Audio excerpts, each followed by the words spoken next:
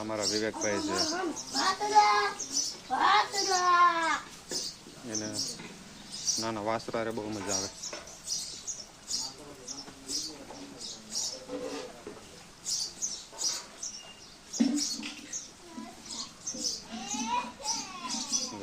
કેવો કંપાળે છે.